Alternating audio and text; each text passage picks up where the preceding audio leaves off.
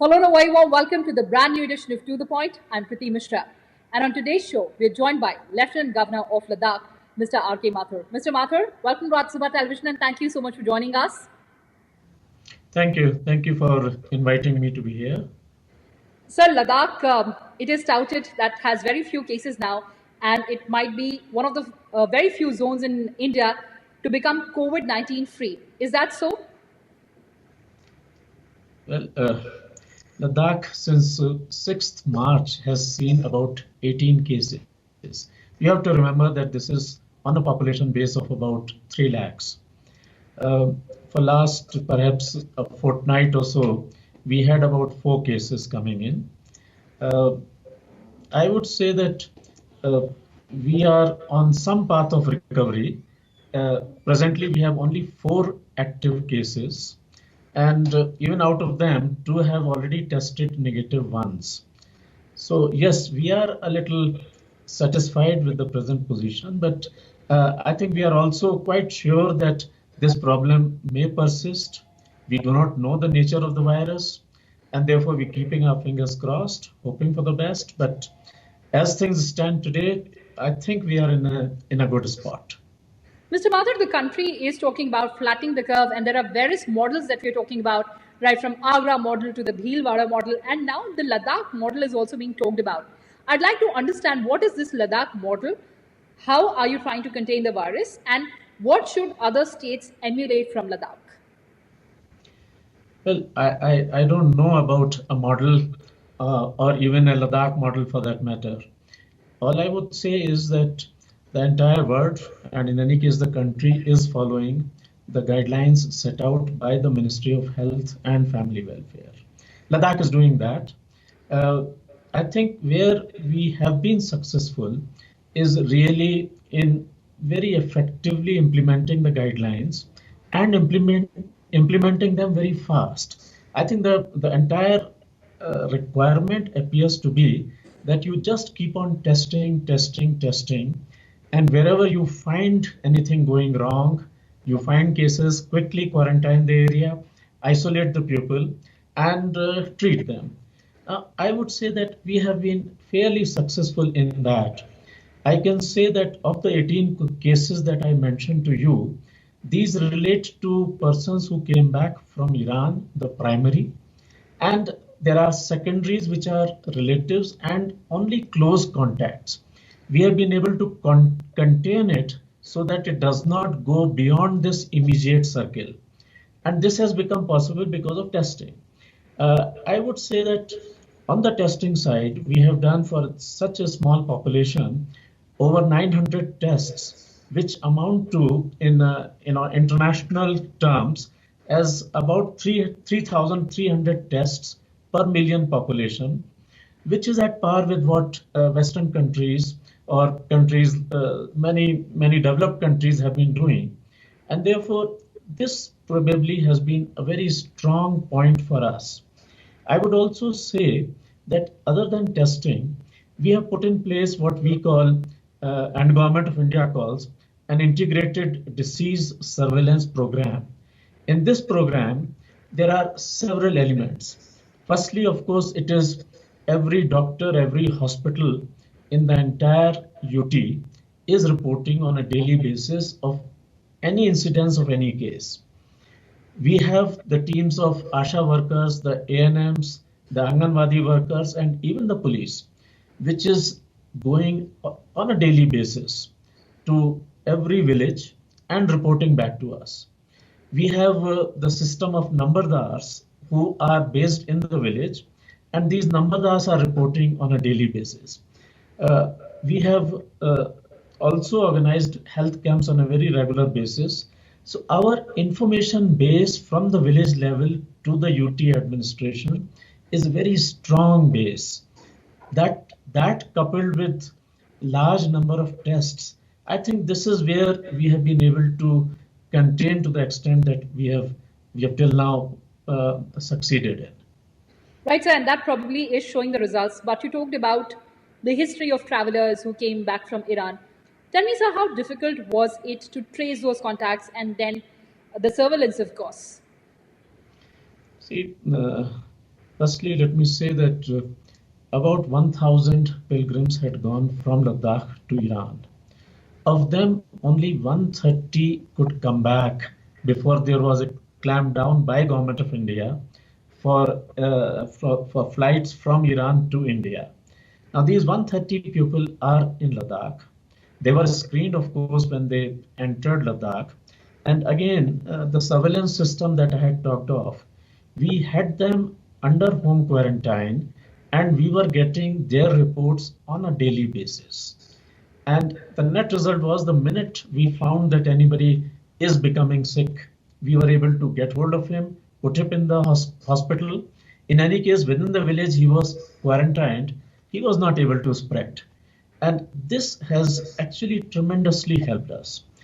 Today, of course, we are also working with the app Arogya Setu. We have also launched a mapping app developed by CDAC. And these two are also tremendously helping us in looking at the geography of every case and keeping control on the situation. Absolutely, sir. And there's another imperative aspect which is being talked about Ladakh is the house to house survey that you conducted. How did you conduct Yes. that? I have already mentioned briefly. Firstly, the medical department in Ladakh maintains a household data, and it is a data for every single household in entire Ladakh. This is one very strong database, and with that we are able to actually phone up every single household on a regular basis. In addition, as I mentioned, that we have the ground level workers in terms of starting from the police itself to the Nambardars to ANMs and Ashas and the Anganwadi workers. Now, this is really the strength in Ladakh that we are able to reach out almost every household almost every day. And this helps us keep the things under control. Sir, your hand washing stand and automated sanitizing tunnel is also being talked about a lot. Well, there is nothing of a technical miracle in them. The hand washing, particularly in the hospitals, as you know, you cannot touch a bottle every day and every single person coming into the hospital, and this may spread. So we have a local entrepreneur who developed pedal-driven a machine which dispenses water and which dispenses soap. Uh, for our requirements, we have started putting it in major places in the hospitals, etc. But so far as other public places or the markets are concerned, we are still on to the normal water and soap, which is working quite well. Insofar as the tunnel is concerned, we are not very sure that this is a correct or a good solution. So we have attempted, but we are waiting for a Government of India advice in the matter whether this should be replicated or not. Right, sir. So far, the administration has been able to contain the cases to a great extent following the advisory of the Ministry of Health and Family Welfare. But world across, there is a fear of relapse. We've seen such cases in Singapore, South Korea. For instance, if there's a second wave of the virus, how geared up is Ladakh for it? I would put it like this, that in our own mind, in our planning, we are working at least up to Diwali in our preparations. That is the first thing, that we are not saying that the remaining 4 cases go away. We don't know, of course, whether any new cases would come up at the moment, but we definitely thinking of preparing and working in the same manner till Diwali. That is the first thing. Second thing, interestingly, what we are finding is that a large number of non-symptomatic cases are now coming.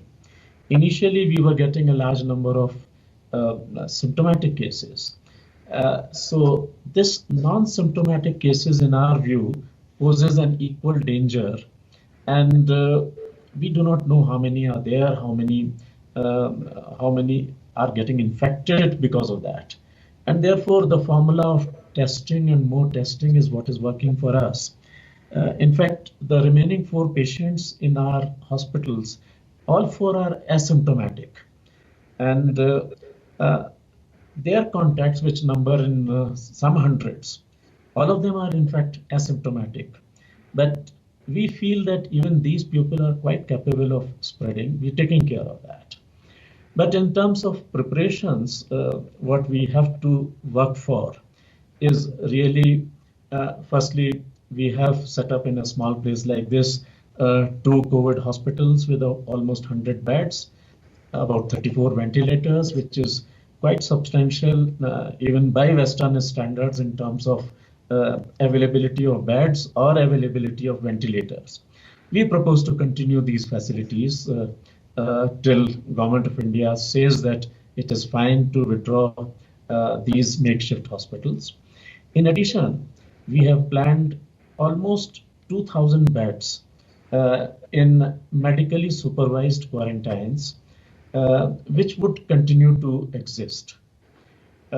We have put in place screening procedures at on the Manali-Leh highway, on the Srinagar-Leh highway, similarly at all the airports, which comprises of thermal screening. And I do not know if we are able to get fast testing kits. We might like to use them in as much as possible. We are working towards that. Of course, the population has to get used to this idea that perhaps now or for a long term, everybody has to observe social distancing, there is to be no spitting, everybody has to wear masks, the hygiene has to be improved, the fumigation has to be regular at all the public places. We have put in place mechanisms to be able to do this at least till Diwali in any case. And we are hoping that at least the social habits among the people change to maintain distancing so that now or in future at any point of time, we remain safe. We are also proposing to continue with the individual household watch system, which we have put in place. Definitely till Diwali, we'll continue with that. We are setting up our own lab here. So we hope that instead of sending our samples to Delhi as we do presently, and it is a tough job because it goes by flight, Air Force flight to Chandigarh and then on a helicopter to Delhi. So it's a wonderful job being done by the Air Force, but it would be difficult to sustain it over a long term. And the lab, we are hoping that by the beginning of May, it should become functional. It should be helpful for us. I think these are the measures which we hope, if they are sustained, we should be reasonably safer. So that's a big takeaway for us in this interview, that Ladakh will soon have its indigenous lab. But there was something that you flagged off, which was medical van. Tell us more about that, sir. Well, as you know, that all the hospitals today have been asked to focus much more on COVID. Now, that obviously means that elective surgeries are out, and even the normal patients, they are not willing or unable to visit the hospitals. Now, we are left with actually the only reasonable solution, which is that the doctors, and not just generalist doctors, but specialized doctors, they start moving all over the place and attending to the patients. And this is the objective with which today morning I launched 2 teams, but that is just the beginning. Our intention is that this specialized facilities as well as general physician facilities are extended all over the Union Territory in next 1 week or so. The objective obviously is to give relief to the patients who are unable to visit, but it serves a dual purpose, which is that once the doctors go out in the field, they are also able to check whether there is flu incidents outside, whether there is corona somewhere. And therefore, we find that going out to the pupil is beneficial in every possible way. So we hope to continue this system for quite some time. Absolutely, sir.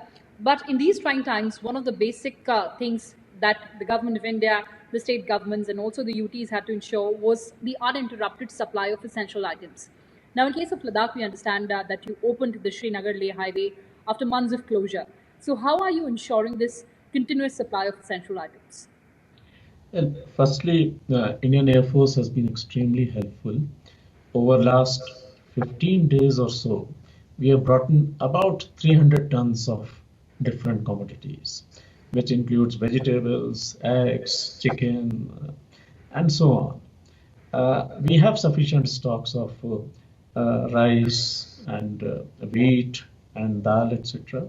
We have augmented it quite a bit with supplies through Air Force.